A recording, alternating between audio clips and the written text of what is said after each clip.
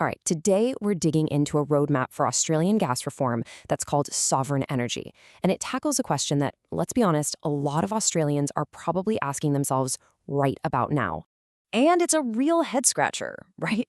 I mean, if Australia is one of the biggest gas exporters on the entire planet, how is it that its own people, its own businesses, are stuck with some of the highest prices? It feels like a paradox. And according to this roadmap, it's a problem that actually has a solution. So let's get into it.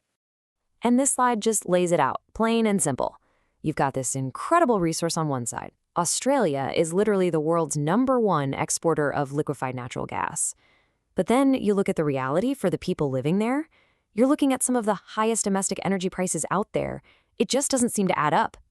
The folks behind this roadmap have a name for this. They call it Australia's Great Gas Paradox. And they put forward this really provocative idea that Australia is a resource superpower that's basically acting like a colony. Let's dig into what they mean by that. This quote right here is pretty much the core of the entire argument. Think about it.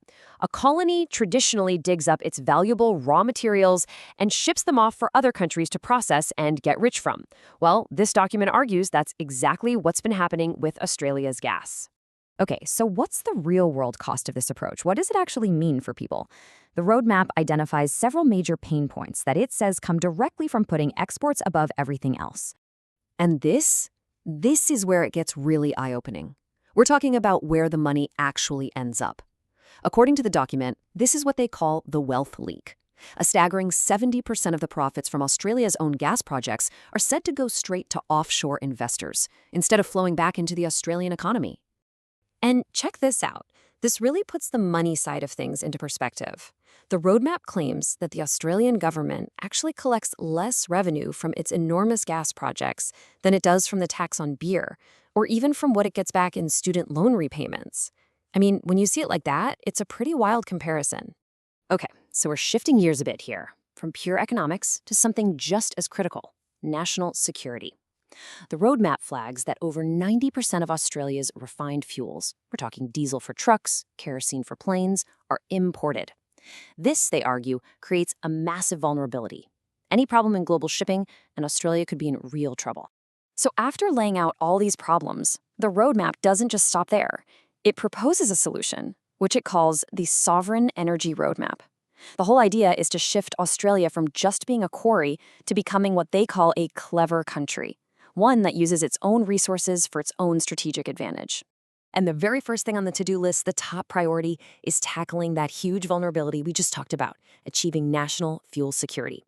The goal here is to get rid of that 90% import dependency so the country can actually stand on its own 2 feet for essential fuels. So how do they propose to do it? Well, it comes down to a technology called gas to liquids, or GTL. The concept is pretty simple, really. You take Australia's huge supply of natural gas, you convert it into diesel and kerosene right there at home, and voila, you've got your own secure, sovereign fuel supply. Okay, so once you've got fuel security locked down, what's next? Well, the roadmap's second big goal is to hit the problem of high energy prices head on for both regular households and for Australian industry. It's not enough just to have the fuel, it has to be affordable too. And the roadmap's big idea for this is a federal gas reservation policy. It actually points to this chart as proof that it works. You see, Western Australia already has a policy like this. They keep 15% of their gas for local use, and, well, the price difference compared to the East Coast speaks for itself. All right, so it's not just about securing the gas and making it cheaper. The roadmap goes a step further and calls for a total overhaul of the tax system around it.